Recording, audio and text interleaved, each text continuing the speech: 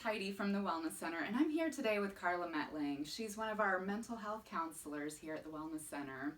Karla, tell us a little bit about yourself. Yeah, and what you so specialize in. I am a licensed clinical social worker, and I've been practicing in the field for about 15 years, and I work with individuals as young as 3 and up, and then families and also therapeutic groups I've had experience with. Great. And Karla's been here with us for close to a year now. Yes. Has it been a year? A year, It's yes. been a year. Yeah, It's great. It's been a wonderful addition here. So Karla, with all that's been going on, I have personally encountered and heard from several friends about kids that are just dealing with some worry and anxiety about all that's been going on with the coronavirus. What can people do, and parents especially, to help their children and ease some of these worries? Well, I think it's important to remember that we set the tone for our kids and families. What that doesn't mean is that we hide our own feelings or have to put how we feel at bay, but we do need to have our own coping strategies and our own support systems so that we can care for our families. And this is no small feat when we're doing both of those things. But for kids, I recommend reassuring them that they're safe. That includes physically safe and emotionally safe. And then also let them talk about their worries if they have concerns. Share your own coping skills as adults, because they may not realize the things that they have or tools that they can use to calm and to worry less.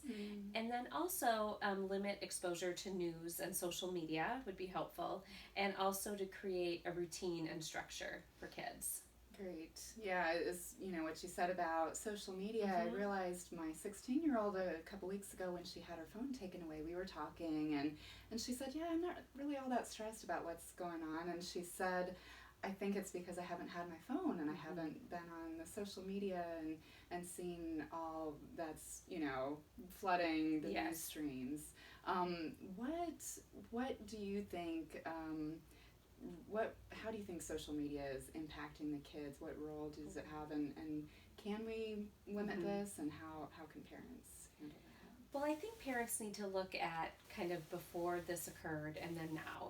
And even if they had some rules or some structure regarding how electronic devices were used in the home, they may need to reevaluate and just make sure that the amount of, not just the amount of time, but the content that's coming in, that there's just a plethora of information out there on different platforms. So just to reevaluate kind of what their children are taking in as far as the social media. Right. Good advice for parents too. Yes, and adults. exactly, Yeah. exactly. So what other potential concerns do you see and do you think might be a challenge during this time with kids? Well, specifically during times of isolation, there's concerns by parents for increased depression and anxiety. And this occurs sometimes when we have extended snow days with the school as well. So what I say is for parents is to continue mental health services if they're able to and if it's appropriate at this time. And then also to inquire about, a lot of mental health providers have more freedom with telehealth services at this time, and maybe providers who haven't offered them before are starting to do telehealth as an option. So I just encourage parents to try and continue services and or look into services for family members if that's appropriate at this time, because the isolation can be a really difficult factor for families. Right, yeah, absolutely. So with kids so abruptly being taken out of school, taken out of their routine and schedule, what can parents do to help create a sense of normalcy and structure, and is that important? I think that structure and routine is important. I think that it helps kids to regulate mood and also helps with the kids' expectations. Now, what that structure and routine may look very different for different families, so it might include an academic component just because maybe that is helpful in that routine, and other times it might be a time for more creativity and more activity outside if they're able to maintain the standards set forth currently.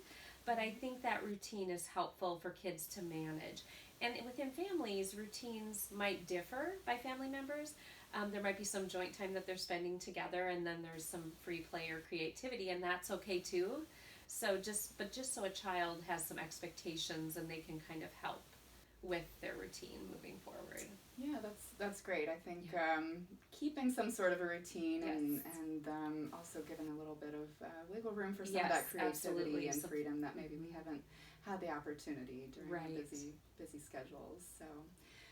So my last question or thought is what kind of positive things do you think that we can gain from this and learn as families and help our kids kind of come together during this time of community? Yeah, well, I think there is and can be a big empowerment point to be shared with kids. And if they are looking at that they are part of the solution and that they're able to step up and do what they can based on the guidelines that have been set forth for us as families and as our nation, then they can feel like they're doing their part. And I think that could be really helpful. And then that might also branch out to having elderly neighbors or other neighbors, maybe family members, but just like increasing communication, maybe by text or phone, and just talking about how that with other people helps other people and their mood and their ability to cope. So I think there's a real empowerment factor that they can feel like they're a part of the solution. Yeah, I love that. I think that I've seen that with my kids when they have the opportunity to get involved and you'll be amazed at the ideas that they come up with when they get creative and want to problem solve. So. Yes. Well, this has been great advice. Thank you so much for sharing your pearls of wisdom with everybody. And as Karla mentioned, telehealth is definitely an option that's been made available. Maybe it had been, but definitely more readily available in light of what's been taking place. So we are excited to be offering some new services via telehealth, such as the counseling and other mental health services. We'll also have coaching, and if you've been currently working with our nutritionist, that'll be available too. So we're going to have all those details available on our website. So check in at burkwellnesscenter.com.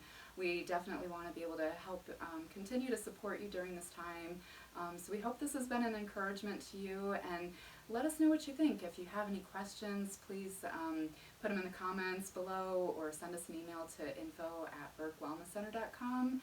And if you like this format, if you'd like to see more question and answer sessions, let us know what topics you have that might be helpful to you. So thanks for tuning in, and we hope to be back in touch soon. Thanks.